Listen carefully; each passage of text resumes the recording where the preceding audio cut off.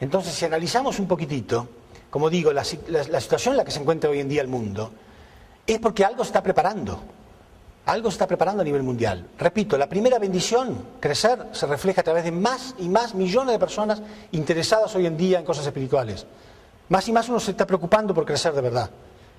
La segunda bendición, una familia mundial, ¿no es cierto? Era multiplicarse en una familia mundial centrada en Dios. Más y más existe el concepto de que somos una familia. ¿Sí? No se permite hacer daño a una nación a otra solamente porque sea más grande.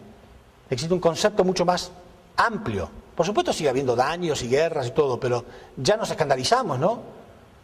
Cuando ocurre lo que está pasando ahora en Medio Oriente y todo el mundo está criticando a Bush, todo el mundo está escandalizado. Antes no le importaba a la gente, pero hay un criterio mucho más amplio de que somos una familia. Y la tercera bendición, que es el dominio de la naturaleza, también, más y más movimientos ecológicos, etc. Pero además de todo eso, ¿creen que es casual que yo esté acá hablando a ustedes y esté siendo filmado? La última vez que yo hice esto, fue distribuido, yo y cualquier conferencista, distribuido en todas partes del mundo. Y yo por ahí estoy en casa, acariciando, jugando con mi perro, para decir algo, o haciendo deporte, y estoy dando conferencias en alguna parte del mundo. Si alguien le hubiera dicho esto a una persona hace 100 años atrás, nada más, le hubiera dicho, imposible, ¿cómo? ¿Cómo va a estar haciendo una cosa haciendo otra? Hoy en día la tecnología lo permite. ¿Creen que es casualidad que la ciencia y la tecnología están en el servicio de la providencia? ¿Por qué existen los aviones? Comunicaciones vía satélite, la globalización mundial. Fíjense ustedes, a ver dónde puedo dibujar.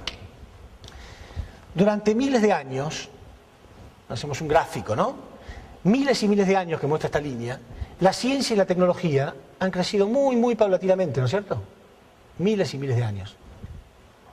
Pero en el último segundo de la historia, porque hablar de 5 o 6 décadas al lado de miles y miles de años es el último segundo de la historia, la ciencia y la tecnología han hecho esto. Han crecido miles de veces más en unos pocos años que en miles y miles de años. ¿Qué pasó acá? ¿Qué habrá pasado acá? Que hasta nosotros mismos estamos sorprendidos, ¿o no? No dejamos de sorprendernos por los avances tecnológicos. Está demostrado que muchísimos inventos que ocurren ahora en un laboratorio llegan a ser obsoletos antes de que salgan al mercado. Porque antes de que salgan al mercado ya alguien hizo algo mejor. Es tan vertiginoso que es. ¿Vieron que uno compra la última computadora y al poco tiempo ya es obsoleta? Ya dice, la tengo que cambiar. ¿Por qué? Se anda perfecto. Bueno, pero ahora hay unas que hacen esto, aquello, lo otro, y ya no vale nada. Uno la compra caro, al poco tiempo no vale nada porque ya hay algo mucho mejor y por lo tanto esto es obsoleto. Pero tiene a lo mejor 10 meses. O los celulares. Acá usan muchos celulares.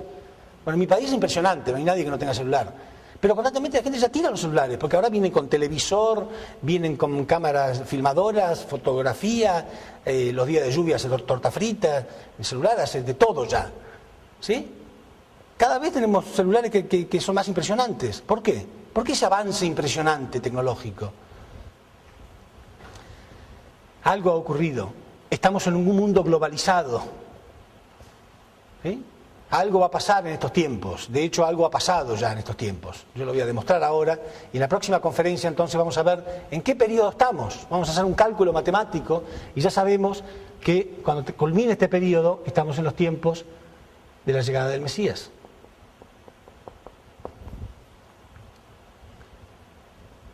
Pero el Mesías es un hombre. Si alguien está esperando, como Juan el Bautista decía, el que viene detrás de mí, yo no soy digno ni de atarle las sandalias, se imaginaba alguna cosa espectacular. Y muchos cristianos también esperan que venga una cosa del cielo, de las nubes, con coro de ángeles y trompeta, algo espectacular. Nos va a pasar lo mismo que pasó hace 2000 años atrás. Yo una vez le pregunté a un invitado, ¿qué harías si supieras que Cristo está en la tierra? Y él me contestó, yo me dejaría crecer el pelo, la barba, me pondría una túnica y sandalias y lo seguiría. Yo dije, bueno, te vas a ver muy ridículo, probablemente se vista de saco y corbata, como nos vestimos las personas en esta época. Jesús se vestía así porque hace 2000 años en Israel se vestían así. No porque fuera el uniforme de Mesías, no hay un uniforme. ¿Se entiende? Ya tiene un preconcepto.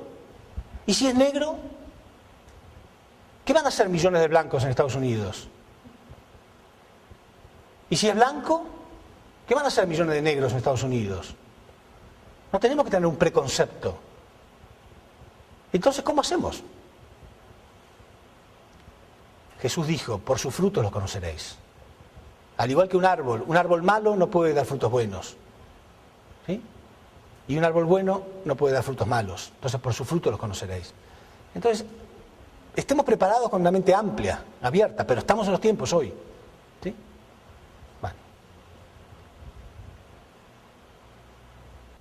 Bueno, vamos a ver entonces ahora la conferencia acerca de la segunda llegada de Cristo. ¿Sí? Obviamente las tres preguntas fundamentales que debemos tener es ¿cómo vendrá Cristo?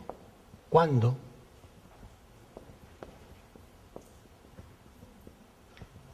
¿Y dónde?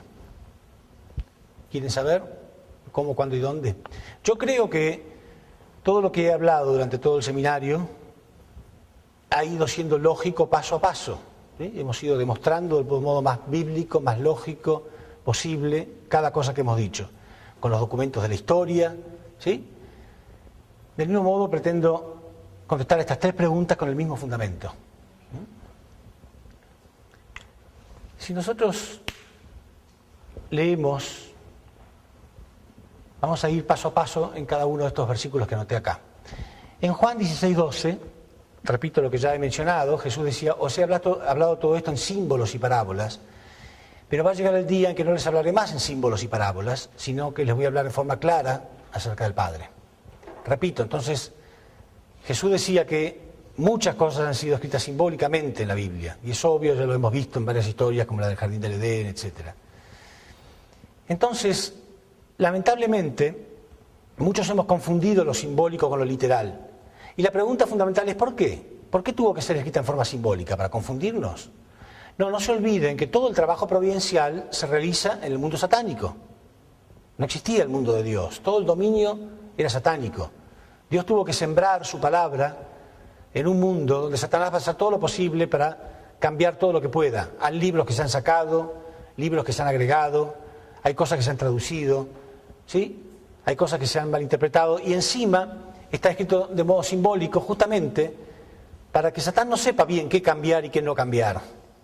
Porque el mensaje principal que estaba dando este libro era del trabajo de Dios, por eso Jesús decía, está dando testimonio de mí.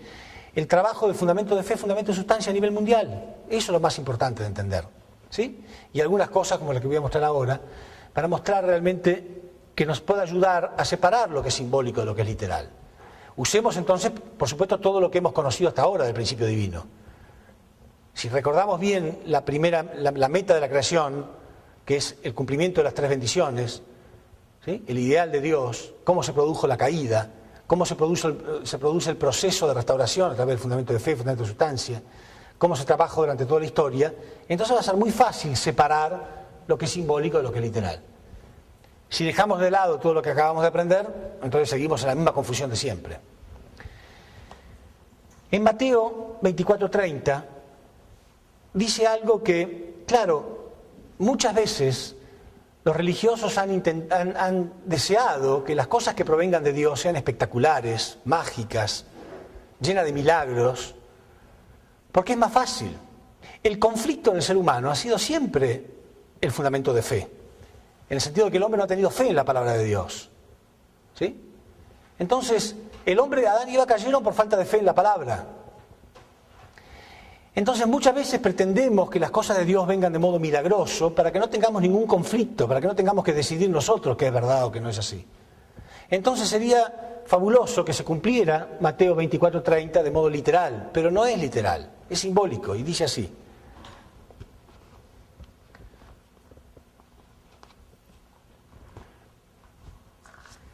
Entonces aparecerá la señal del Hijo del Hombre en el cielo, y entonces lamentarán todas las tribus de la tierra, y verán al Hijo del Hombre viniendo sobre las nubes del cielo, con gran poder y gran gloria. Y enviará a sus ángeles con gran voz de trompeta, y juntará a sus escogidos de los cuatro vientos, desde un extremo del cielo hasta el otro. Qué lindo, ¿no?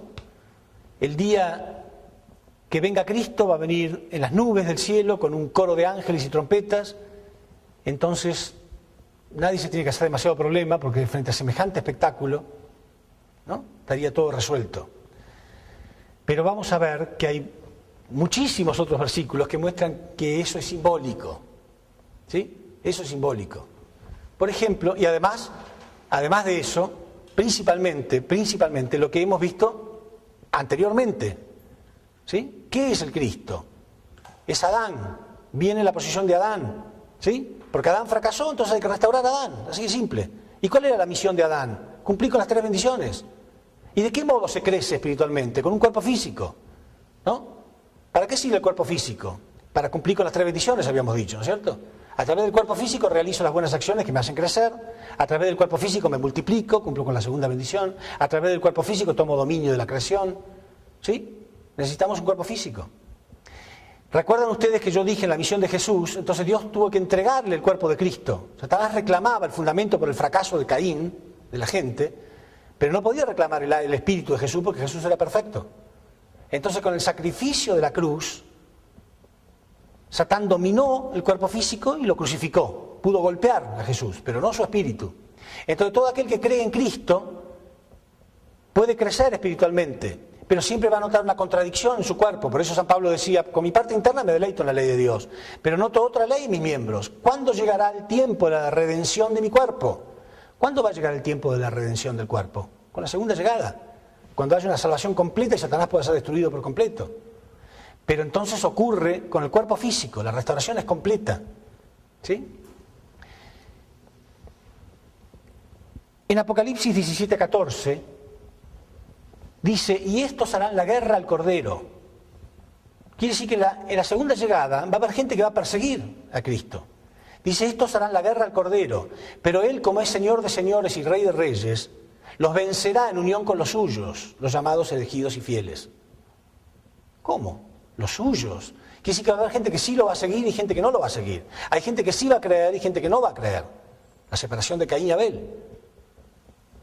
Pero si Cristo viniera en las nubes con un coro de ángeles y trompetas, ¿quién no va a creer? ¿Se entiende?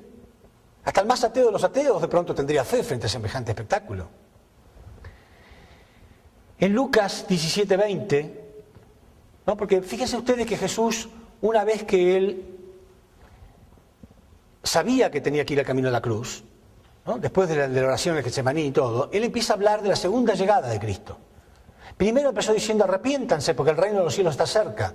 Pero después terminó diciendo que el reino de los cielos iba a estar cerrado, ¿se acuerdan? Y empezó a anunciar la segunda llegada de Cristo. Entonces dio muchos detalles. Por ejemplo, en Lucas 17:20 dice que vendrá sin dejarse sentir.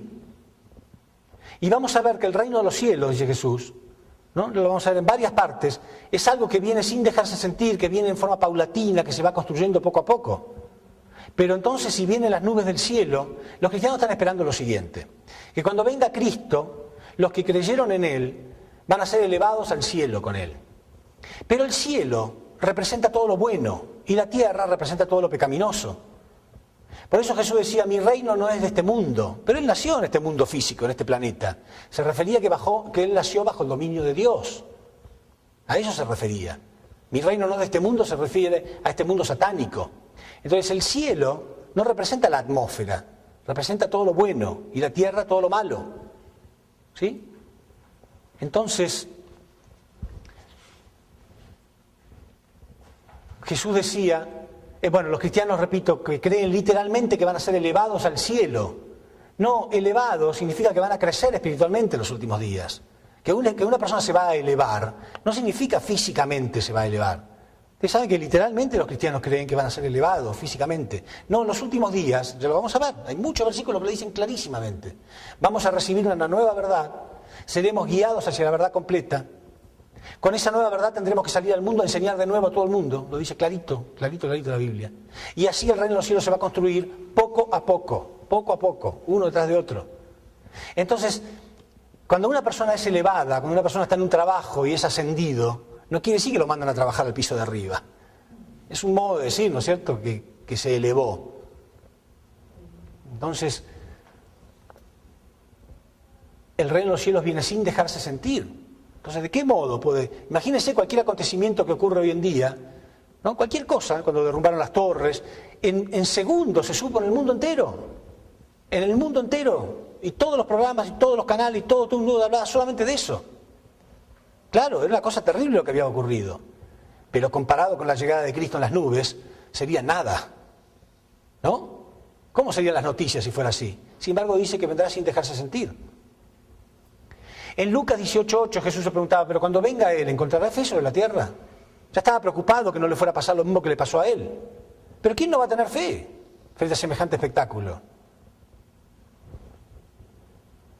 En Apocalipsis 3:3, en Apocalipsis, vamos a leer algunos de los versículos, Apocalipsis 16:15, 1 Tesalonicenses 5:2, dice que cuando venga, vendrá como un ladrón en la noche. ¿Qué ladrón en la noche viene haciéndose anunciar con un coro de trompetas? Apocalipsis 16:15.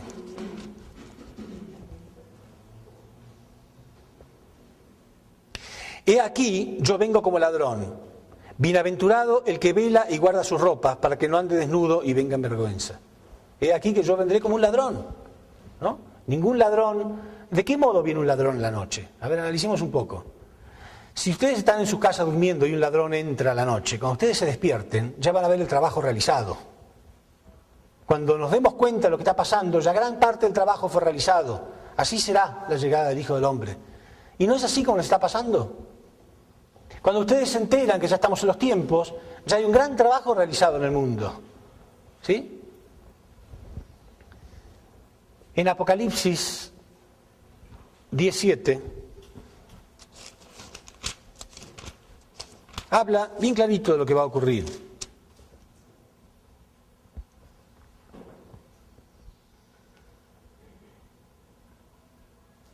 Dice, la voz que oí del cielo habló otra vez conmigo y dijo, ve y toma el librito que está abierto en la mano del ángel, que está en pie sobre el mar y sobre la tierra.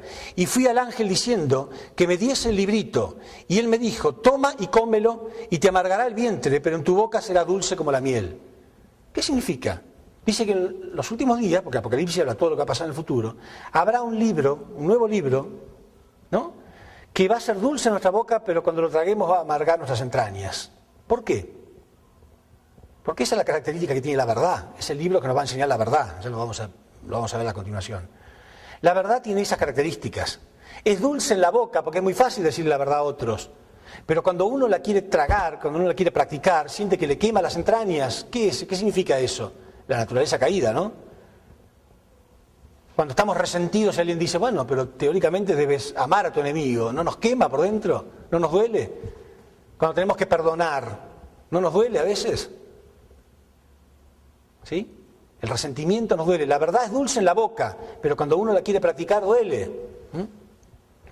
Y él me dijo, toma y cómelo, y te amargará el vientre, pero en tu boca será dulce como la miel. Entonces tomé el librito de la mano del ángel y lo comí. Era dulce en mi boca como la miel, pero cuando lo hube tragado, cuando lo hube comido, amargó mi vientre. Y él me dijo, es necesario que profetices otra vez contra muchos pueblos, naciones, muchedumbres, lenguas y reyes. O sea, habrá un nuevo libro que habrá que enseñarlo de nuevo al mundo entero. ¿Para qué? Si ya no va a haber más mundo, creen algunos cristianos. Cuando venga Cristo será el fin del mundo y los buenos serán arrebatados al cielo y los malos serán arrebatados al infierno, serán quemados en el infierno eternamente. Primero habíamos dicho en la primera parte de la conferencia, ¿no?, si solamente un 10 o un 20% de la gente se salvara con mucho optimismo, quiere decir que Dios es un 70, 80, 90% fracaso. No, el mundo va a ser restaurado, completamente como el ideal que Dios había pensado antes. Entonces, Jesús decía, tengo mucho que enseñarles, pero ustedes no lo entenderían. Pero cuando venga Él, el Espíritu de la verdad, los va a guiar hacia la verdad completa. Y acá en el Apocalipsis está diciendo que vamos a recibir una nueva verdad, pero que entonces tenemos que enseñar de nuevo al mundo entero. ¿Creen que es poco o mucho trabajo enseñar de nuevo? Y fíjense que en algunas traducciones dice, tendrás que profetizar contra muchos pueblos, muchedumbres, naciones, lenguas y reyes. ¿Por qué contra? Porque hay oposición. Hay mucha oposición, ¿no? La gente no va a aceptar fácilmente. El cristianismo del mundo, los ateos, los políticos, los corruptos, no van a aceptar fácilmente. Habrá que profetizar nuevamente contra muchos pueblos, muchedumbres, naciones, lenguas y reyes. ¿Por qué dice lenguas y reyes? Porque son todas las lenguas del mundo. Hoy el principio divino está siendo enseñado en todas las lenguas, pero dice contra muchos pueblos, muchedumbres, naciones, lenguas y reyes. O sea, no importa que sea un rey o que sea un mendigo. Para todo el mundo la verdad llega. Ahora, ¿será fácil para un rey sentarse ahí para que uno de nosotros le enseñe? Agradezcan al cielo que no son reyes. Por eso Jesús decía que es muy difícil que un rico rey entre al reino de los cielos. ¿Se sentará una persona súper rica ahí para que yo lo convierta o estará pensando, no, él me quiere convertir para cambiarme, para sacarme mi dinero? No escuchan a nadie. Así que agradezcan que somos humildes y normales y podemos estar acá sentados. Entonces, como dije antes, en Juan 16:4 seremos guiados hacia la verdad completa, pero lo voy a leer. 16:4 en adelante.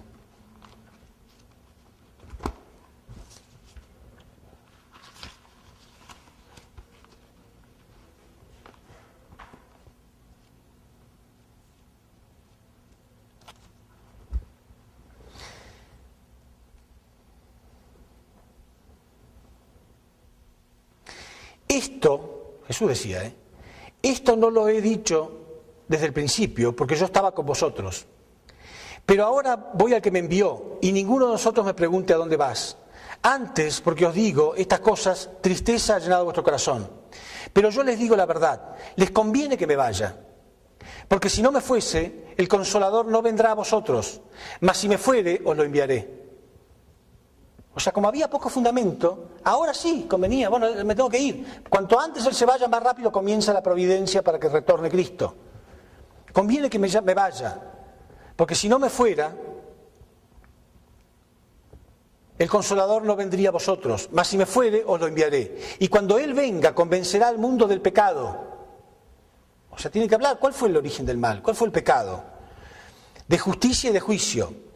De pecado por cuanto no creen en mí. De justicia por cuanto me voy al Padre y no me veréis. Y de juicio por cuanto el príncipe de este mundo ha sido juzgado. Aún tengo muchas cosas que deciros, pero ahora no podéis sobrellevarlas, o ahora no lo entendería, dice otras traducciones. Pero cuando venga Él, el Espíritu de la verdad, los guiará hacia la verdad completa. ¿Sí?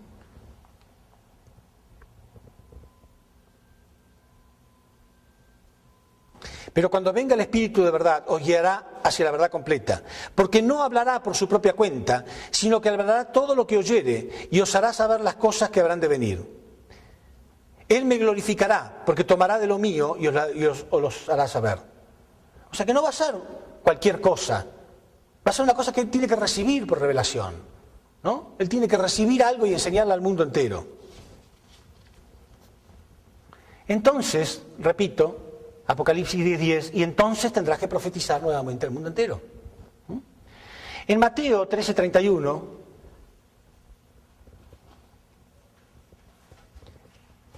Jesús dice, ¿cómo será el reino de los cielos?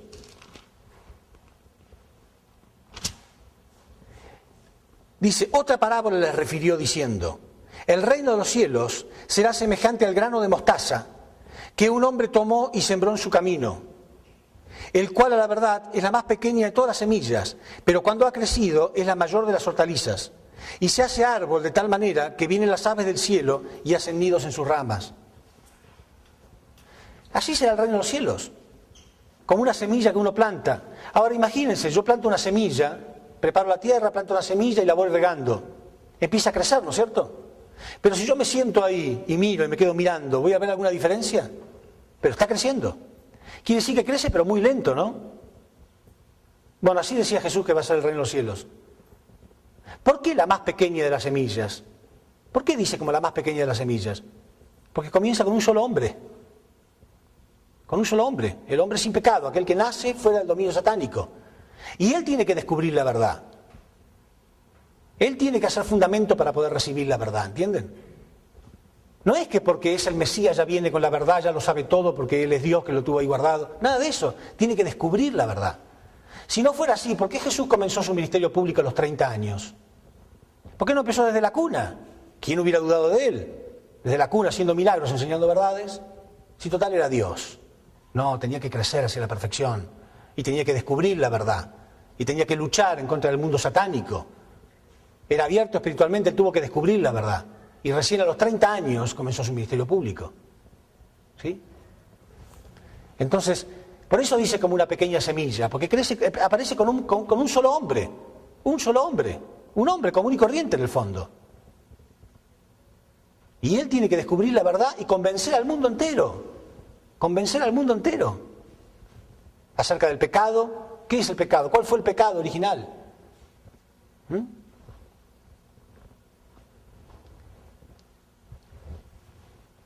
Y a continuación mismo dice, otra parábola les dijo, el reino de los cielos es semejante a la levadura que tomó una mujer y escondió en 3 medidas de harina hasta que todo fue leudado, o hasta que todo fermentó. ¿Sí? Como levadura. También, ¿no es cierto? Pongo una masa, le pongo levadura, le pones en el horno y va creciendo poco a poco, ¿no es cierto? O sea, ese concepto simbólico de que el reino de los cielos es automático, es una ciudad que viene del cielo y que somos arrebatados hacia él instantáneamente, y casi la alegría que sienten algunos de decir, y los que no cumplieron se irán al infierno eterno, casi lo predican con alegría. Ese no es el corazón de Dios. Dios no puede estar feliz nunca de que uno solo se vaya al infierno, pero lo predican casi con alegría. No es verdad. Todos se van a salvar, porque eso es lo que Dios quiere.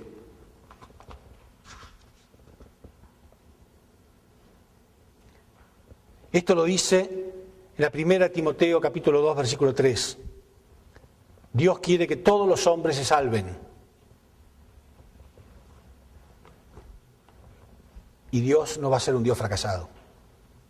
Dios no le va a dejar ninguna victoria a Satanás. Ninguna.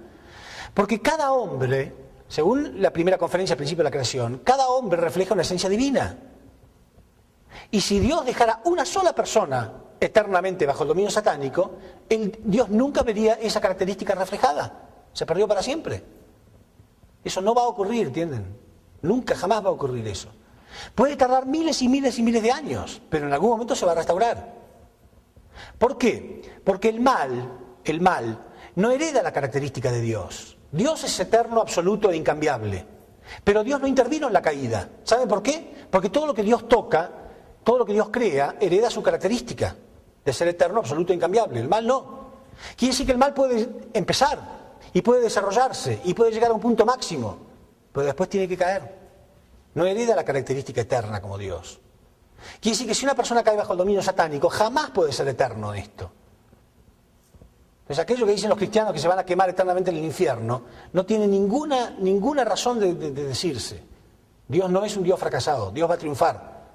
Claro, el mensaje que quieren dar es, si decimos esto, mucha gente se va a quedar tranquila, va a decir, bueno, entonces algún día se lo ha restaurado. Sí, pero pueden tardar miles de años de sufrimiento. Y el infierno se hace mucho más extenso, ¿no? Cuando uno tiene un sufrimiento, el tiempo no pasa más. Y cuando uno tiene el placer, el tiempo parece que pasa rapidísimo, ¿no es cierto? Entonces, si uno va a estar miles de años diciendo, bueno, tal, algún día me voy a salvar, es catastrófico, va a sufrir muchísimo. Y va a parecer que fuera eterno. En Apocalipsis 2.17, Apocalipsis 3.12 y Apocalipsis 19.12, vamos a leer Apocalipsis 3.12, dice que cuando venga Cristo vendrá con un nombre nuevo.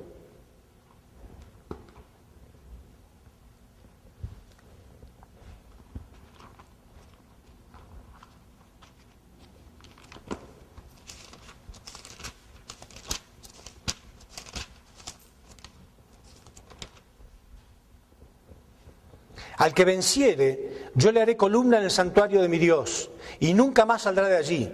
Y escribiré sobre él el nombre de mi Dios, y el nombre de la ciudad de mi Dios, la nueva Jerusalén, la cual desciende del cielo, de mi Dios y mi nombre nuevo. El que tiene oído, que oiga lo que el Espíritu dice a las iglesias. Al que venciere, yo le haré columna en el santuario de mi Dios, y nunca más saldrá de ahí. Y escribiré sobre él el nombre de mi Dios, y el nombre de la ciudad de mi Dios, la nueva Jerusalén, la cual desciende del cielo, de mi Dios y mi nombre nuevo. Por supuesto, repito, descender del cielo significa que es algo que viene del bien, no literalmente que viene de la atmósfera, ¿sí? Pero dice que vendrá con un nombre nuevo. Entonces, en Apocalipsis capítulo 12, versículo 5,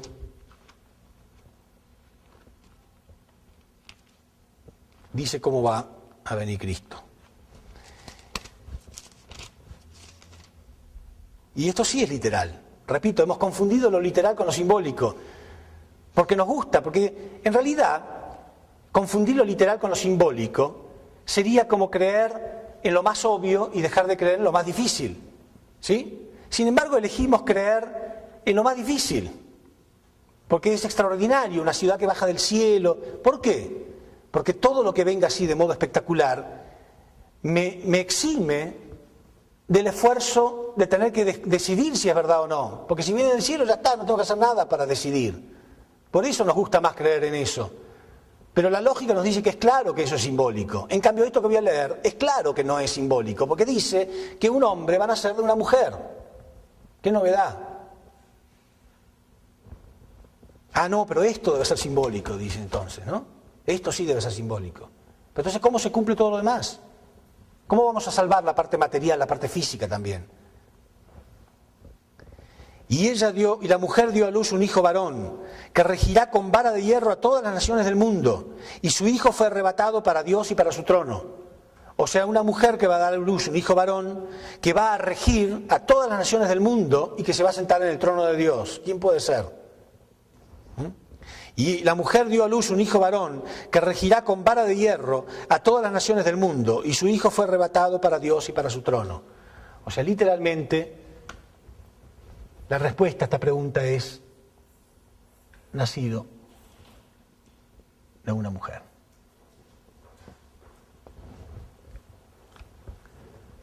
En realidad, como conclusión del principio divino, como conclusión de la primera conferencia nada más, o como conclusión de la caída, es obvio que tiene que ser restaurada una persona en la posición de Adán en el sentido espiritual y físico, porque tiene que cumplir con las tres bendiciones. Alguien tiene que cumplirlas alguna vez las tres bendiciones, ¿entienden? Si no fuera así, entonces tenemos que pensar que eternamente la unión de un hombre y una mujer va a ser pecaminoso, que tenemos que avergonzarnos. Pero ¿quién creó la unión entre un hombre y una mujer? Dios. Pero Dios nunca fue testigo de un hombre puro y una mujer pura, de un hombre verdadero y una mujer verdadera. Nunca jamás en la historia fue testigo. Y si el Mesías no naciera con cuerpo físico, jamás Dios tendría esa oportunidad. Es ridículo. ¿Quién inventó los besos, los abrazos? ¿Quién inventó la atracción del hombre y la mujer? ¿Por qué tiene que ser vergonzante? ¿Por qué tiene que ser pecado? Lógico, por la caída, pero en algún momento tiene que restaurarse y tiene que volver a ser celestial y divino. ¿O es pecado que un santo tenga deseo de tener una mujer? Es ridículo. Y por eso más y más revelaciones ahora, y no estoy diciendo que sean ciertas, más inspiraciones, quise decir, ¿no? Inspiraciones como el libro El Código Da Vinci. Está bien, hay muchas cosas que son fantasías, no estoy diciendo que eso sea cierto para nada, pero más y más gente está pensando, ¿por qué no? ¿Por qué Jesús no pudo haber tenido el deseo de tener una esposa verdadera e hijos verdaderos? Pero claro que sí, hombre, si para eso fue creado el ser humano. ¿Por qué tiene que ser de Satanás eso eternamente? ¿Entienden? Abramos la cabeza. Por supuesto que Dios creó, Dios dejó que el hombre creyera en todas estas cosas simbólicas como reales. Dios necesitó que creyéramos en esto durante 2000 años. Está bien, está bien. Es casi admirable la fe que han tenido muchos durante 2000 años. Pero ahora podemos entender realmente que tenemos que construir un mundo literalmente, un mundo, una familia mundial literal, con padres verdaderos, hijos verdaderos, un mundo verdadero. Y Satanás tiene que ser quitado, cada uno de sus objetos tiene que ser quitado a Satanás. ¿Sí? La verdad os hará libre, dice Jesús. Cada vez que uno entienda la verdad de que está siendo objeto de Satanás por ignorancia, todos van a querer dejar eso. Una vez que la humanidad descubra más y más, como está pasando ahora, que existe vida después de la muerte, van a ver cómo va a ser un auge, va a haber una desesperación por la gente, por querer cambiar y por querer crecer. Y eso es bueno. ¿Cómo está formada el agua? ¿Alguien me puede decir la fórmula química del agua? Hidrógeno, 2, oxígeno. ¿Lo vieron alguna vez? ¿Lo comprobaron si es verdad? ¿Sí? Ah, no sé, pero ¿usted lo comprobó? Pero sabemos que es así, ¿no? Nadie duda. Nadie fue a comprobar si es verdad, pero nadie duda, lo dijo la ciencia, ya está. Cuando la ciencia empieza a demostrar ciertas cosas, que la fe ya lo decía, la gente no va a tener duda. Todo el mundo ya está sabiendo más y más que existe vida después de la muerte. Todos van a querer cambiar, todos van a querer crecer. Y vamos a crear un mundo de unidad. La primera nación que haga eso pueda abrazar la verdad, va a ser la primera nación de Dios. Pero fácilmente podemos crear, es literal. No es una cosa utópica. Se puede crear un mundo así con naciones basadas en verdades absolutas. ¿Lo podemos hacer o no? Por supuesto que lo podemos hacer. Si no, estamos derrotados ya. Quiere decir que Satán nos domina con el miedo todavía. Nos domina con la palabra imposible. Por supuesto que se puede hacer.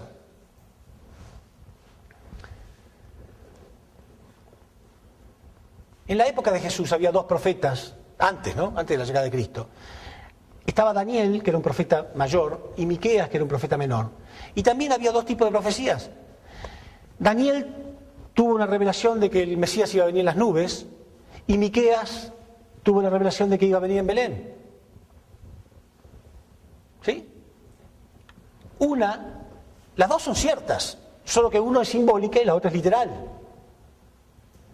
Y algunas pensaron, no, lo que pasa es que una estaba hablando de la primera llegada de Cristo y la otra de la segunda llegada de Cristo. Pero la Biblia dice, y los profetas, hasta Juan, profetizaron. O sea, todas las profecías estaban dadas hasta Juan el Bautista, no había más profecías que eso.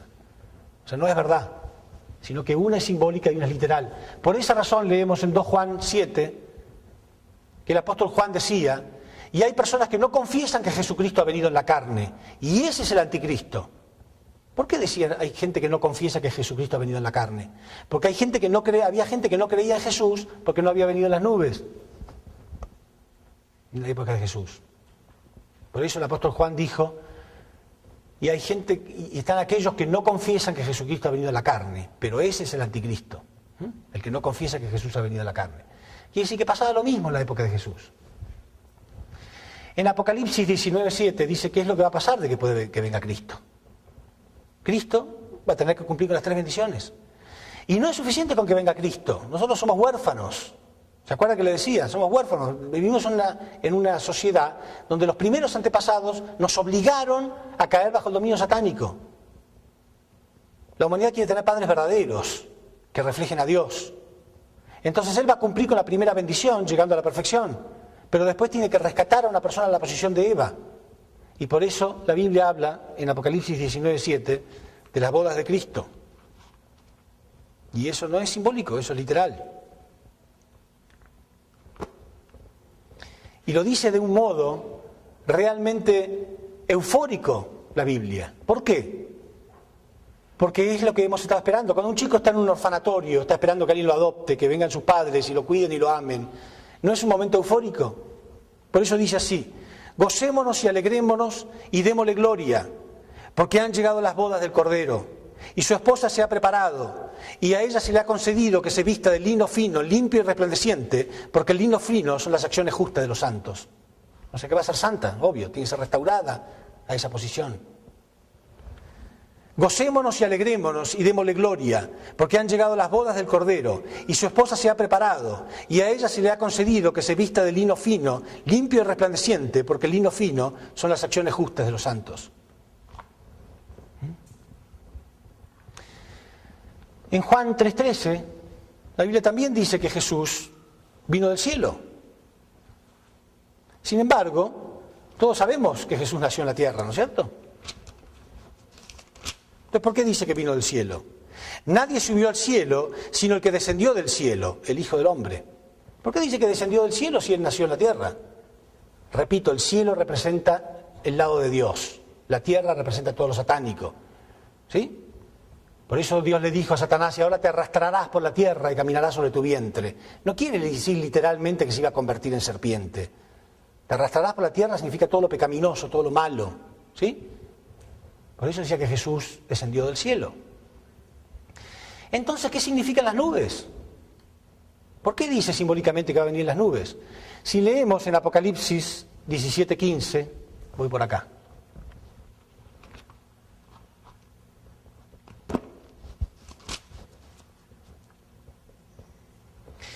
Dice, me dijo también, las aguas que has visto, donde se sienta la ramera, ¿qué es una ramera? Una mujer caída.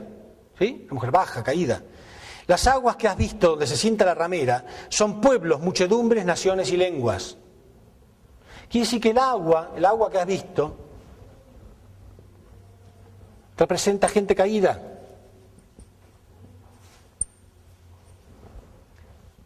Si el agua representa gente caída, ¿la nube de qué está hecha? De agua pura, ¿no? Cuando el sol calienta el agua y se evapora, forma nube, ¿no es cierto? Pero las impurezas quedan abajo. Entonces, si el agua representa gente caída, la nube representa gente pura. Entonces, ¿por qué dice que va a venir la nube?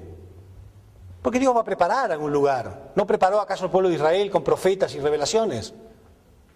Tiene que nacer una familia en algún lado, ¿no? De gente que lo cuide, que lo proteja. A eso se refiere. En la Biblia, nube representa gente. Lo podemos ver en Hebreo 12:1.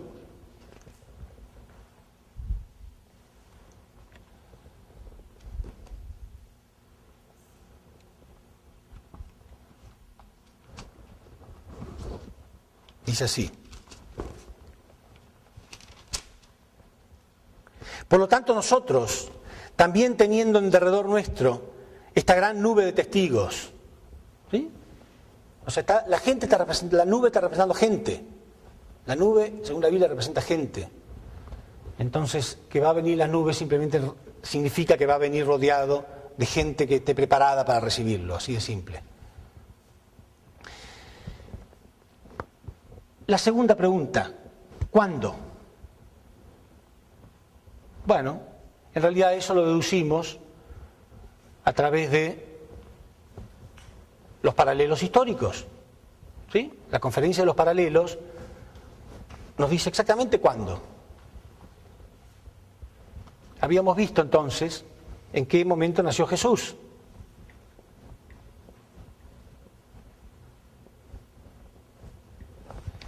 ¿No? Jacob, 12 hijos, 70 parientes, y pasaron 400 años de esclavitud en Egipto, 400 años del periodo de los jueces, 120 años del periodo del Reino Unido, ¿se acuerdan? 400 años del periodo del Reino Dividido, 210 años de cautiverio en Babilonia y 400 años del periodo de preparación para la llegada del Mesías. Y ahí nació Jesús. Con su crucifixión todo esto se perdió y tiene que volver a repetirse. Pasaron 400 años del periodo de persecución en Roma, 400 años del periodo de los patriarcas, 120 años del periodo del Reino Unido cristiano, 400 años del periodo del Reino Dividido, 200 años de cautiverio y retorno papal, y el último periodo de 400 años para la llegada del Mesías.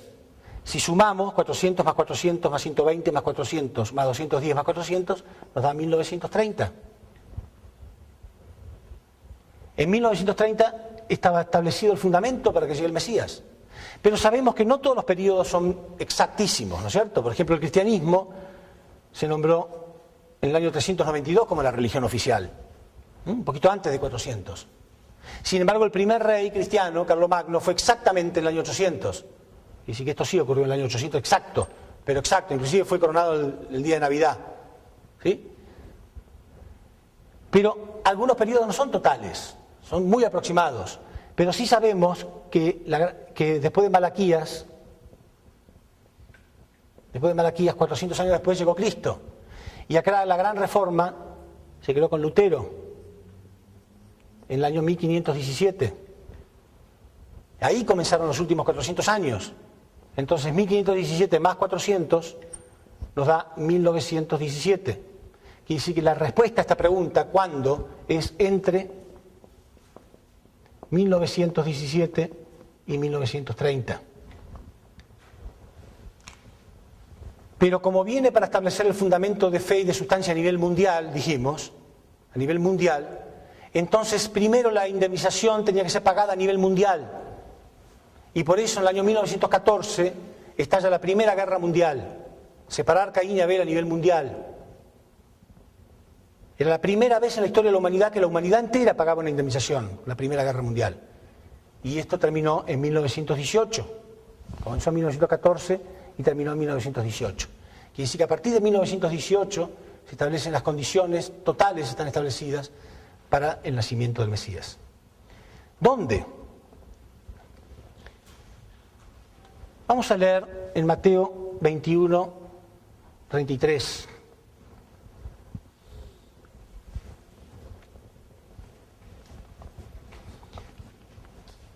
Es una parábola que dio Jesús, que siempre me ha gustado mucho porque además muestra claramente que Jesús no vino para morir. Mateo 21, 33.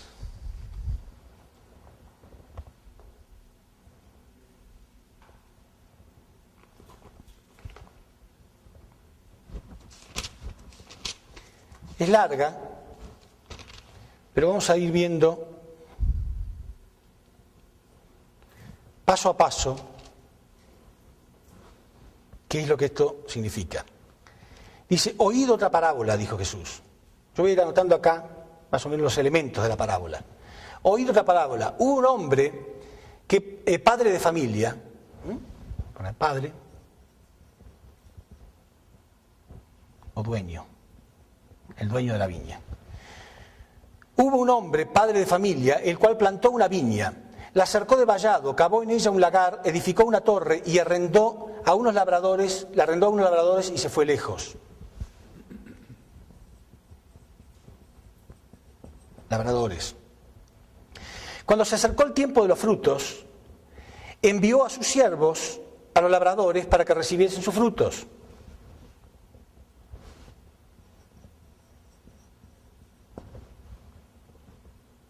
Mas los labradores, tomando a los siervos, a uno lo golpearon, a otro lo mataron y a otro lo apedrearon. Envió de nuevo a otros siervos, más que los primeros, e hicieron con ellos de la misma manera. Finalmente les envió a su hijo, diciendo, a mi hijo le respetarán.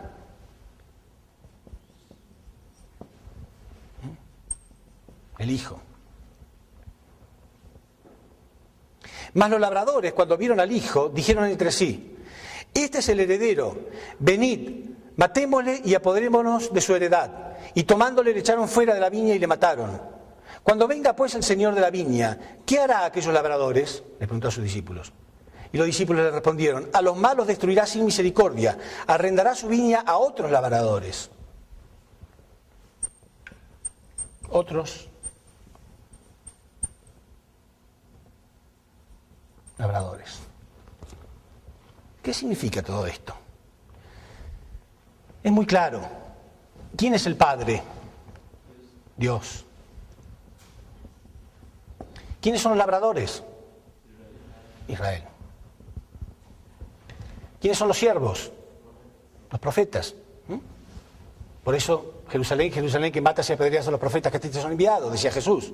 Todos los profetas eran asesinados. El Hijo. Pero dice Jesús, al Hijo lo mandó con la esperanza de que a Él no lo mataran. ¿No está clarito? Pero sin embargo lo mataron igual. Entonces, ¿qué hará Dios? ¿Qué hará el Padre? Pregunta Jesús. Y ellos contestan, se lo dará a otros labradores, o sea, otro pueblo.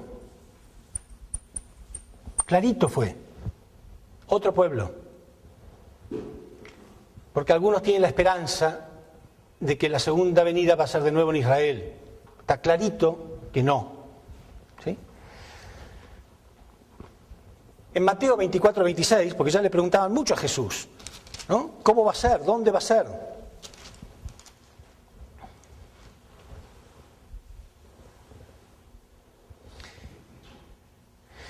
Así que si os dicen, mirad, está en el desierto, no salgáis, o mirad, está en los aposentos, no lo creáis, porque como el relámpago que sale desde oriente y se muestra hasta occidente, así será la llegada del Hijo del Hombre. Si le dicen de otro modo, no lo creáis. Será como el rayo, porque es una luz, la verdad que es una luz, ¿no es cierto? Será como el rayo que sale desde oriente hacia el resto del mundo. O sea, la respuesta es desde oriente. Si nosotros vemos en Apocalipsis 7:2, también dice lo mismo. Dice, vi también a otro ángel que subía de donde sale el sol. ¿De dónde sale el sol? De oriente, ¿no? Vi también a otro ángel que subía de donde sale el sol y tenía el sello del Dios vivo. ¿Qué es el Dios vivo? También dice desde oriente. ¿De dónde puede ser de oriente? Bueno, veamos los países más orientales, ¿no? Los 3 países más orientales, China, Japón y Corea. ¿Puede ser China? China no es una nación que abrazó el comunismo, una ideología que negaba la existencia de Dios. Japón es una nación guerrera y violenta. Durante toda la historia, los japoneses fueron muy violentos y siempre estuvieron orgullosos de no haber perdido nunca jamás una guerra, hasta la Segunda Guerra Mundial. Obviamente esa nación es Corea, porque de Corea fue donde apareció el principio divino. Todo esto que estamos enseñando fue revelado en Corea. En realidad, las condiciones estaban establecidas en el año 1920. En el año 1920, la humanidad recibió la gran noticia de que este hombre había nacido. Y en Corea había muchas profecías. Yo he ido a las Olimpiadas en el año 88 a Seúl, Corea. Y yo ya, por supuesto, hacía 8 años que venía enseñando el principio divino. Yo empecé en el año 80. Me quedé sorprendido, y yo juro esto que voy a decir, muchos que me conocen saben que es verdad. Me traje una pila de folletos de distintas denominaciones que anunciaba la venida de Cristo en Corea. Muchísimas denominaciones diferentes, ¿eh? No he visto nación en el mundo que tenga concepto de que son los elegidos, como la tiene Corea. Corea tiene la conciencia, la noción de que ellos son los elegidos. Y yo me traje todos los folletos. Lo que pasa es que cada vez que daba esta conferencia para probarlo, se lo mostraba uno por uno a los invitados. Y todos se lo iban llevando de recuerdos y cada vez me iban quedando menos y menos y menos. De todos modos, me duraron como 5 o 6 años, pero después desaparecieron todos. Pero Corea es una nación profética, tiene profecías bíblicas. Hay un libro famoso en Corea, antiquísimo, que tiene miles y miles de años, que se llama el Chungamnok, que dice que el hombre con el camino verdadero que va a guiar a la humanidad va a llegar a Corea. Y ese libro fue destruido por los japoneses, porque Corea fue un país que tenía que pagar la indemnización a través del número 40. Entonces, en el año 1905 ocurrió algo que parecía que hubiera ocurrido hacía 20 siglos antes, porque Japón invadió Corea. En el año 1905, no hace mucho, hace apenas un siglo. Invadió Corea durante 40 años y ni siquiera se les permitía hablar coreano. Esta era la última indemnización de 40 años que tenía que pagar esta nación. Entonces este libro, el libro de profecías, fue prohibido, porque los japoneses no querían que los coreanos tuvieran esperanza de que cambiara la situación. ¿Sí? El mismo que el rey Herodes mandó a matar a todos los hijos primogénitos cuando escuchó hablar de que el rey de Israel había llegado, no quería que tuvieran esa esperanza, ¿no es cierto? Bueno, del mismo modo en Corea no querían que los coreanos tuvieran esta esperanza de una resurrección. Entonces este libro fue prohibido. Sin embargo, quedaron, por supuesto, copias del libro antiquísimo, y ahí donde nace esta conciencia de este pueblo de que realmente ellos son los elegidos. De todos modos, en Corea fue revelado el principio divino por el reverendo Sang Min-moon, que comenzó a los 15 años, donde tuvo una mañana de Pascua, estaba orando, y ahí tuvo una aparición de Cristo. Jesús se le apareció y le dijo que él era el que tenía que continuar con su misión, y que tenía que buscar la verdad que el hombre había perdido. Y estuvo 9 años estudiando. Dice que a veces estaba meses y meses y meses, donde pasaba ayunos, sufrimiento, lágrimas, sudor y sangre, para recibir solamente un sí o un no nada más. A veces oraba por un punto solo del principio divino, para preguntar si era así. Y por ahí pasaban meses y meses y meses y meses, para solamente recibir sí. Nada más que un sí, o un no a veces. ¿Por qué? Porque Adán arrojó la verdad en la cara de Dios. Entonces, esta persona, la porción de Adán, tenía que descubrir la verdad de ese modo. Y más se fue abriendo espiritualmente. Y entonces indagó en el mundo espiritual, con santos y profetas, con Moisés, con Elías, con Jacob, con Isaac, con cada uno de ellos, y muchos de ellos que habían cometido errores, ni siquiera sabían cuál había sido su error. No sabían bien. Moisés no sabía muy bien por qué no había podido entrar a la tierra prometida de Canaán. Él tuvo que empezar a descubrir punto por punto cuál había sido el error de toda la historia. Pero estuvo años y años y años. Pero en un momento, él, más que entender el principio divino, entendió el corazón de Dios. Y cuentan sus discípulos que había un charco literalmente de agua en el piso, de lágrimas, porque él no se pudo levantar más cuando entendió el corazón de Dios. Nunca pudo imaginar que Dios tenía un corazón tan sufrido durante toda la historia de la humanidad. Casi no se podía levantar cuando experimentó esto. Y ahí se determinó absolutamente que él iba a cumplir. Porque es un ser humano, ¿entienden? Es un ser humano. No es Dios, es un ser humano. Cuando llega a la perfección y entiende por primera vez el corazón de Dios, él se determina en forma absoluta. Y desde ese momento comenzó y recibió todo tipo de torturas y persecución. Porque en ese momento Corea fue invadido por el comunismo y millones de personas fueron asesinadas en Corea del Norte. Y escapaban de Corea del Norte. Pero él recibió la revelación de que él tenía que ir a Corea del Norte. Al revés, mientras millones de personas escapaban, él tenía que ir. ¿Ustedes creen, Satanás quería instalar una ideología sin Dios, el comunismo? Lo último que necesitaba era un predicador. Entonces él predicó en la calle. ¿Saben por qué? Porque él tenía que comenzar su misión donde Cristo lo había dejado. Perseguido y miserable. Desde ese punto tiene que comenzar. Entonces fue encarcelado en campo de concentración y fue torturado, y ahí es donde él tenía que conseguir los primeros discípulos. Quiere decir que los que dan testimonio de esto que le estoy contando son sus discípulos, no él. En un momento fue torturado tanto que fue tirado en una zanja, o sea, fue golpeado, se le rompieron muchísimos huesos y se lo dio por muerto, se lo tiró en una zanja donde se tiraban los cadáveres. Ahí los primeros discípulos fueron a orar por él pensando que estaba muerto y descubrieron que todavía estaba vivo. Y después cuando bombardearon, ¿no? Los americanos bombardearon Corea, pudieron escapar y ahí los discípulos lo cuidaron, ¿no? Y logró recuperarse. ¿Qué hizo apenas se recuperó? Empezó a predicar de nuevo. Y otra vez fue encarcelado y otra vez fue torturado. Entonces ahí, en los campos de concentración, fue donde él consiguió sus primeros discípulos. Ahí, desde el infierno mismo, el infierno físico, ¿no? Desde lo último de lo último, como se fue Jesús de este mundo, ¿no? Torturado hasta la muerte, bueno, ahí tuvo que sobrevivir y ahí entonces empezó a construir, a nacer esto, con los primeros discípulos.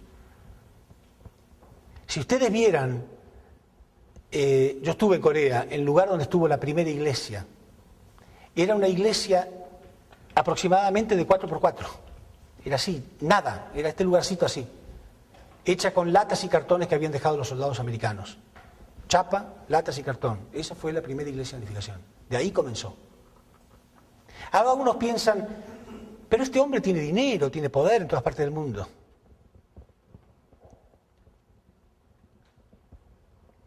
Por supuesto que hay que predicar en este mundo y tenemos que tener elementos. ¿Quién creen ustedes que compró este salón para que ustedes se sienten?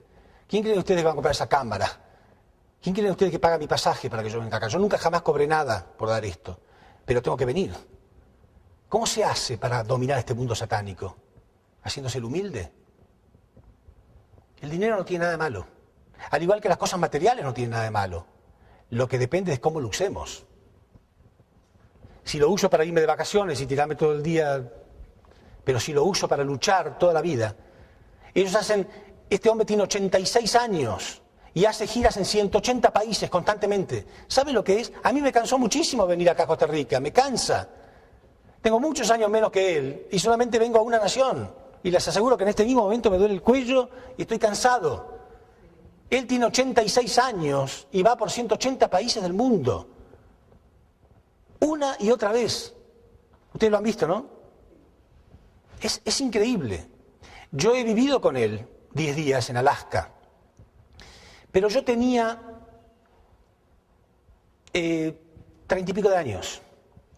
No podíamos seguir el tren, no podíamos seguirle el paso. Este hombre no duerme. Estaba todo el día con nosotros, todo el día con nosotros. Pero era increíble porque por ahí se inspiraba, le venía una fuerza a la 1 de la mañana. Pero uno había dormido la noche anterior 2 o 3 horas nada más. Y estábamos que no dábamos más. Y él se paraba y empezaba a hablar y hablar y hablar con entusiasmo, ¿sí? Se hacían las 2 de la mañana, por ejemplo, o las 3 de la mañana, y decía, bueno, vámonos porque los veo que están cansados. Nosotros, no él.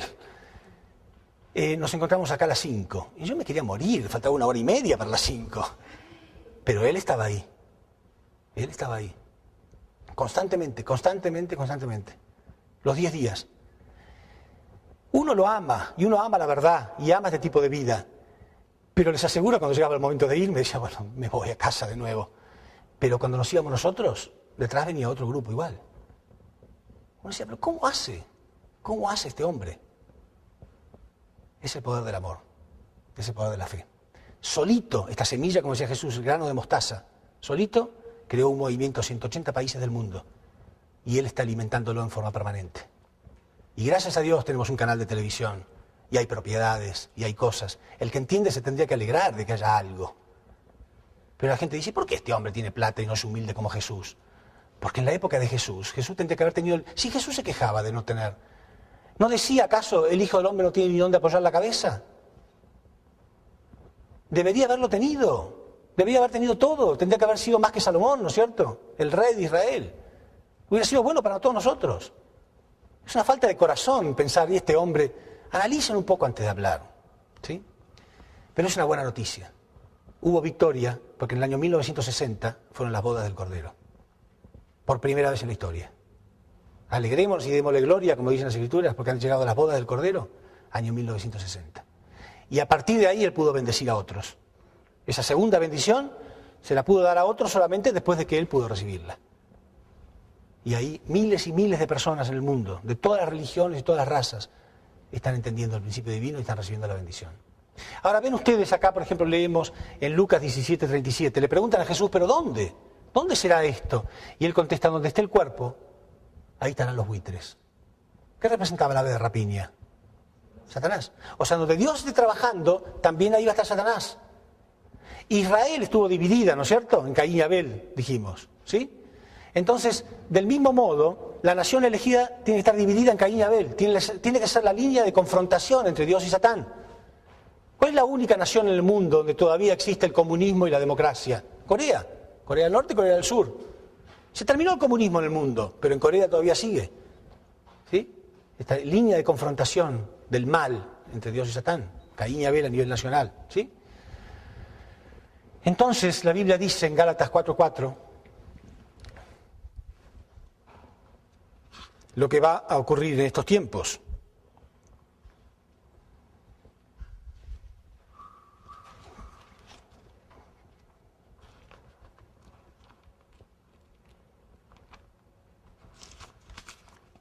Dice así. Pero cuando vino el cumplimiento del tiempo, Dios envió a su Hijo, nacido de mujer y nacido bajo la ley, para que redimiese a los que estaban bajo la ley, a fin de que recibieran la adopción de hijos, o la filiación adoptiva, dicen algunas traducciones. Quiere decir que nosotros vamos a tener que ser readoptados, dice la Biblia. Tendríamos que haber sido readoptados. ¿Por qué? Entonces la readopción significa, una vez que exista ese linaje verdadero centrado en Dios, nosotros vamos a tener que cortar nuestros gajos del mundo satánico y ser reinjertados en el olivo verdadero. Eso lo dice en Romanos 11:7.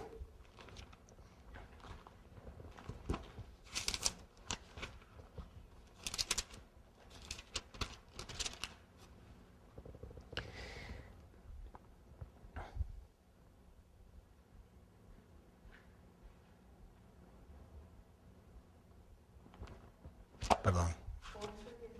11:17 dice ahí. Perdón. Pues si alguna de las ramas fueron desgajadas, tú, siendo olivo silvestre, has sido injertado en lugar de ellas y has sido hecho participante de la raíz y de la rica savia del olivo. O sea que nosotros vamos a tener que ser injertados en el olivo verdadero. ¿Quién es el olivo verdadero? Cristo. Significa que tenemos que cortar nuestras raíces satánicas y ser injertados en el olivo verdadero. O sea, ser aceptados como hijos de ellos. ¿Sí? Ellos toman responsabilidad por cualquier persona que haga ciertas condiciones de cortar su linaje satánico y ser readoptados e injertarse en el olivo verdadero. Ese es el fin del pecado original. Pero solamente pueden hacer esto las personas que hayan establecido condiciones. ¿Y cuál es la condición más elemental? Entender la verdad y querer apartarse del mal. Y eso está pasando por millones en el mundo entero. Bueno, muchas gracias.